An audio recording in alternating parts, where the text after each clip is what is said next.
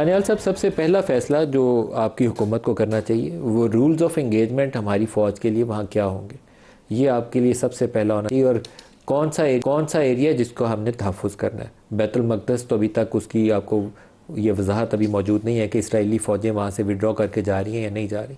हमने फ़लस्तीनी सरहदों का तहफ़्फ़ुज़ करना है, बैतुल मक़दस की हिफाजत करनी है, या इसराइल से जाके लड़ाई लड़नी है। आपको कुछ चीज़ों के ऊपर तो पार्लियामेंट के फ्लोर के ऊपर जाकर पॉलिसी स्टेटमेंट देनी चाहिए। बिल्कुल जी, मैं आई एग्री विद यू कि इसमें काफ़ी चीज़ें हैं जिनके ऊपर क्लैरिटी की ज़रूरत होगी, और वो क्लैरिटी इंशाल्लाह पार्लियामान के सामने भी और तमाम पॉलिटिकल पार्टीज़ के सामने भी रखी जाएगी, और उसके बाद ये प्राइम मिनिस्टर और उनकी जो टीम है उनका डिसीजन होगा। And I endorse 100% what you saying कि और इंशाल्लाह इसी तरह होगा कि हमारा एम्बिट क्या होगा। फर्स्ट अगर तो होगा कि फिर शॉर्ट लिस्टेड एंड फिर कंफर्म कि भाई कि हम ही करेंगे, and with the support of other countries. तो अगर जब हम यहाँ पहुँचेंगे तो इसके बगैर तो आई थिंक इसकी लॉजिस्टिकल सपोर्ट चीज़ें जो ग्राउंड में चीज़ें हैं, किस तरह होगा, क्या रोल होगा, वो तो फिर सेकंड फेज़ में आई थिंक कि once they have shortlisted तो I think in fact first phase में ये चीज़ें डिस्कस की जाएंगी। मेजर मीसम साहब, जो मैं अपने ख़ित्ते की सूरत हाल देखूँ तो पाकिस्तान की सिक्योरिटी, पाकिस्तान के लोगों की, हमारे अपने जो कौम है उसकी हिफाजत, वो अव्वलीन तरजीह के तौर पर हमारे सामने रहनी चाहिए। तो मैं सबसे पहले तो ये चाहूँगा कि पाकिस्तान को इंटरनेशनल कम्युनिटी, अमेरिका, वाशिंगटन, जो इस सारे पीस प्रोसेस के अंदर ट्रंप साहब कहते हैं मुझे नोबेल पीस प्राइज़ मिलना चाहिए, वो 20-22 नुकात भी उन्हीं के बनाए हुए हैं। सबसे पहले वो पाकिस्तान को गारंटीज़ दें, फुल प्रूफ गारंटीज़ होनी चाहिए कि हमारी ईस्टर्न साइड से ऊपर इंडिया हमला नहीं कर देगा, वेस्टर्न साइड से जो तालिबान ने इंस्टेबिलिटी और तबाही फेरी हुई है, रोज़ पाकिस्तानी इलाकों में दहशतगर्दी करते हैं, उसका सिलसिला रोका जाएगा। तो फिर आप जाएँ इंटरनेशनल पीस कीपिंग के लिए, आपकी फ़ौज जाए, सारे काम करें। देखिए मलिक साहब, बाय बुक तो ये बातें बहुत अच्छी लगती हैं कि अमेरिका ये गारंटी दे कि हमारे वेस्ट से कोई अटैक नहीं करेगा, या कोई और यूनाइटेड नेशन ये गारंटी दे कि हमें ईस्ट से इंडिया अटैक नहीं करेगा। सच जो ग्राउंड रियलिटी है ना, वो ये है कि किसने अटैक नहीं करना, ये मैसेज हमने खुद देना है उस मुल्क को कि तुमने अटैक नहीं करना। और वो मैसेज जो है कभी भी सॉफ्ट लैंग्वेज में नहीं दिया जाता। आपने मई में देखा कौन सा मुल्क था जिसने इंडिया को कहा था कि तुम अटैक करो, ये सारी उसकी अपनी प्लानिंग थी। फॉल्स फ्लैग ऑपरेशन किया पहलगाम में, और उन्होंने उस वक्त समझा कि पाकिस्तान इस वक्त अपने इंटरनल इश्यूज़ में इंगेज है, इकनॉमिकली वीक है, और उन्होंने अटैक ठोक दिया। तो जो मैसेज दिया कि अब अटैक नहीं करना, वो किसी बाहर से तो किसी ने नहीं दिया, किसी यूएन ने तो दिया, पाकिस्तान ने खुद उन लोहे के हाथों के साथ मैसेज दिया कि अब तू जुर्रत कर अटैक करने की। ये लैंग्वेज है पाकिस्तान को जो समझाने की ज़रूरत है, और अब इसी लैंग्वेज में हमने अफ़गानिस्तान को भी जवाब दिया है। पाकिस्तान को इस वक्त मेरे हिसाब से कोई एक्सटर्नल थ्रेट नहीं है, और हम ये क्यों भीख मांगे किसी से, अमेरिका से या यूएन से कि इंडिया को कहें कि, बल्कि इंडिया अब कह रहा है कि पाकिस्तान हमें गारंटी दे कि हम पे अटैक नहीं करें। ये तो वो पनाह मांग रहे हैं कि अब कहीं पाकिस्तान अटैक ना कर दे। हाँ, जहाँ तक मलिक साहब रह गया पाकिस्तान का रोल एक जो है मेजर साहब, लेकिन जब मई के अंदर पाकिस्तान इंडिया की जंग हो रही थी, अल्लाह ताला ने पाकिस्तान की बहुत उसमें इज़्ज़त में इजाफा किया और हमें बेमिसाल कामयाबी दी। अमरीकी सदर रोज़ कहता है कि पाकिस्तान ने 7 जहाज़ इंडिया के मार गिराए, लेकिन इसराइल इंडिया की मदद के लिए आके आपके कश्मीर मकबूजा वादी के अंदर भी बैठा हुआ था, और जगहों पे भी उनके वो ड्रोन इंडियन आर्मी ऑपरेट कर रही थी, इसराइली एडवाइज़र्स आके वहाँ बैठे हुए थे। तो आप किसी रीजन में जाके इंगेजमेंट कर रहे हैं तो आपके सामने सारे फैक्टर्स तो रहने चाहिए। बिल्कुल रहने चाहिए। इसराइल को हम कभी भी अलहदा, इंडिया से अलहदा किसी एनक से साथ नहीं देखते मलिक साहब। हमारे लिए जब जिस दिन बेनगोरियन में 1967 में floor of the house parliament में इजरायली प्राइम मिनिस्टर ने खड़े होकर कह दिया था कि पाकिस्तान किसी सूरत में भी हमें कबूल नहीं है और इसको ख़त्म करना है, और इसको ख़त्म करने के लिए बेस्ट पेंसुएला जो हम यूज़ कर सकते हैं वो भारत का पेंसुएला है, क्योंकि हिंदू और मुस्लिम आपस में कभी एक नहीं हो सकते। जिस दिन ये स्टेटमेंट बेनगोरियन ने, इजरायली प्राइम मिनिस्टर ने दे दी थी, मेरा ख्याल है पाकिस्तान की फॉरेन पॉलिसी रिगार्डिंग इसराइल इससे ज़्यादा क्लियर हम भी नहीं दे सकते थे जितनी उसने दे दी। दूसरा, मेरे कायद के जो फरमान है इसराइल के बारे में, वो कोई ढकी छुपी बात नहीं है।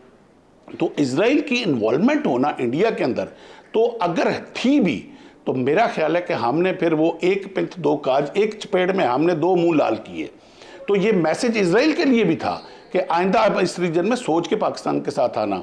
अब रह गया मसला जो आप कहा कि इसको आप कनेक्ट कर रहे हैं कि क्या पाकिस्तान को इन हालात के होते हुए इंटरनेशनल एस्टेब्लिशमेंट में अपना रोल प्ले करना चाहिए पीस कीपिंग में कि नहीं, बिल्कुल करना चाहिए। आपको याद होगा 1948 में अभी पाकिस्तान को बने हुए एक पूरा साल भी नहीं हुआ था, तो जब UNTSO बना था, United Nation Truce Supervision Organization जो बनी थी फ़लस्तीन और इजराइल के बीच में, पाकिस्तान उसका भी हिस्सा बना था।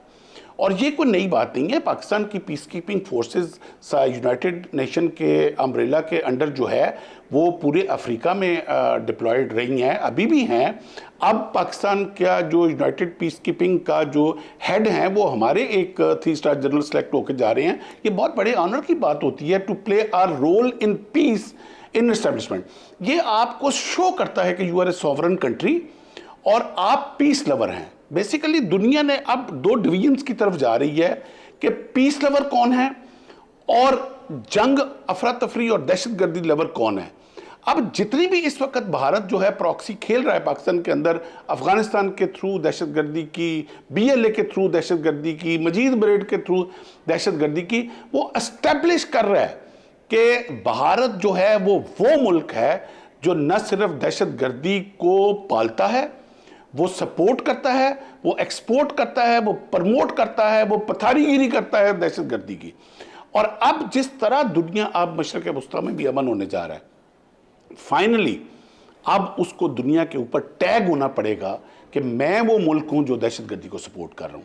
और दुनिया ने आहिस्ता आहिस्ता, ये 5-7 साल की गेम मलिक साहब रह गई है। अब ये जितने भी दहशतगर्दी को सपोर्ट करने वाले मुल्क हैं, आप इंशाल्लाह आप देखेंगे ये नक्शे पे आपको नजर नहीं आएंगे। अफगानिस्तान को भी इस वक्त होश के नाखून लेने चाहिए कि जब इस वक्त चाइना इतनी बड़ी इन्वेस्टमेंट अफगानिस्तान में करने जा रहा है, उसके इंफ्रास्ट्रक्चर पे, उसके रेलवे ट्रैक पे, रोड लिंक पे, यूरोप के साथ उसको कनेक्ट करने जा रहा है, तो अब अगर वो इस प्रॉक्सी, भारत की प्रॉक्सी का दहशतगर्दी में हिस्सा बनेगा तो वो भी भारत के साथ उसी तरह टैग हो जाएगा जिस तरह और भी कुछ मुल्क भारत के साथ टैग हुए हैं। जी अच्छा दानियाल साहब, जो आपके बड़े सियासी रहनुमा हैं उनके साथ इसके ऊपर प्राइम मिनिस्टर का एक सेशन होना शायद वो पहला स्टेप होना चाहिए, फिर पार्लियामान का फ्लोर इसके लिए इस्तेमाल होना चाहिए पॉलिसी अप्रूवल के लिए। तो ये स्टेप्स कब लेंगे आप? नदीम साहब, पहले आपने अमेरिका के रोल की बात की। देखिए, अमेरिका जो इंडिया है उसने अपना मुंह काला कराया पहले पाकिस्तान के ऊपर हमला करके, और 56 टाइम्स ट्रंप ने फिर दोबारा उसका मुंह काला किया, ठीक है ना, और रिपीटेडली बताता रहा कि किस तरह उसको आज भी जापान में उसने दोबारा बोला 7-0 और या 6-0 उसको मुंह की खानी पड़ी। जो एक रियलिटी है वो ये है कि वर्ल्ड ऑर्डर जो है वो है माइट इज़ राइट, ठीक है ना। जो भी ताकतवर मुल्क है उसके बाद वो कुछ भी करे और उसके बाद फिर बैठ कर नेगोशिएट कर लो। पाकिस्तान इस वक्त इकनॉमिकली स्टेबिलिटी की तरफ जा रहा है और एक माइट है इस रीजन में, और जिसको चाहे जितना मर्ज़ी डिनाई किया जाए इंडिया की तरफ से या किसी और की तरफ से, हमारी एक रियलिटी है और वो रियलिटी रहेगी। जहाँ तक हमारा रोल है वो आपने जिस तरह कहा कि पार्लियामान को या लीडर्स को, प्राइम मिनिस्टर को ऑन बोर्ड लेना चाहिए। देखें, वो तमाम प्रोसेस तब शुरू होगा कि जब हम शॉर्टलिस्ट हो जाएंगे और उसके बाद हमसे पूछा जाएगा कि आप तैयार हैं या आप कर आपको सकते शॉर्टलिस्ट हैं। किसने करना है? देखिए, जितने भी 8 मुल्कों की जो काउंसिल बनी हुई है, तो once it has been Pakistan, Saudi Arab, Turkey, Egypt, Qatar, they are part of it, और इंडोनेशिया उस रीजन से बाहर उसका हिस्सा, और अमेरिका उसको हेड कर रहा है। बिल्कुल हेड कर रहा है। तो वो तमाम जो कंट्रीज़ हैं उनकी कंसेंसस के बाद और जो मेजॉरिटी का डिसीजन होगा उसके ऊपर फिर जो स्टेक होल्डर कंट्री होगा उससे पूछा जाएगा, राइट ऑफ रिफ्यूज़ल भी होगा। और ये कब तक आपने फैसला लिया? और देखिए, हमें जब बताया जाएगा या फाइनली शॉर्टलिस्ट किया जाएगा तो उसके बाद जो प्राइम मिनिस्टर हैं वो अपनी काबीना को भी और पार्लियामान को भी जो है ऑन बोर्ड लेंगे। और इसी तरह जो हमारे अभी प्रिलिमिनरी डायलॉग्स फिर उसके बाद जो है इंटरनली वो चलेंगे। और मैं आपको एक बात बताऊं कि मुझे नहीं लगता कि कोई मुसलमान या कोई पाकिस्तानी इसको अपोज करेगा। वो इस चीज़ को सादत समझेंगे और बड़े खुश आइन चीज़ समझेंगे कि अल्लाह ताला ने हमें ये फिर इज़्ज़त बख्शी है कि हम उस प्लेटफॉर्म में अपने बच्चों का तहफ़्फ़ुज़ कर रहे हैं, उनकी हिफाजत कर रहे हैं और हम उस चीज़ के लिए नॉमिनेट हो रहे हैं जो पाकिस्तान की इज़्ज़त में इजाफ़ा करेगा इंटरनेशनल तमाम फोरम्स पे ऊपर। आपके ख्याल में आपके पास टाइम फ्रेम क्या है इस सारे काम के लिए?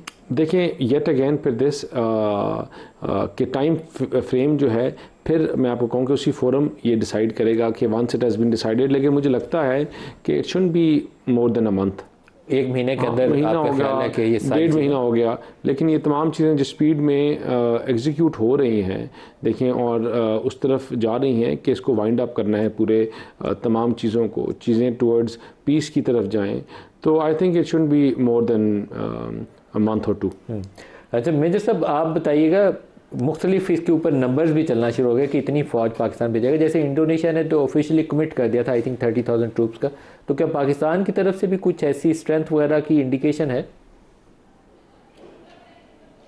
मैं मलक साहब ये समझता हूँ कि अभी बहुत बड़ा एक रोल, जिस तरह आपने देखा कि कल जो इजरायली फॉरेन मिनिस्टर हैं वो क्या जदून सार उनका नाम है, वो हंगरी में बुदापेस्ट में उन्होंने जो मीडिया टॉक देते हुए उन्होंने तुर्की को रिजेक्ट कर दिया कि तुर्की की फोर्स जो है वो हम किसी सूरत बर्दाश्त नहीं करेंगे।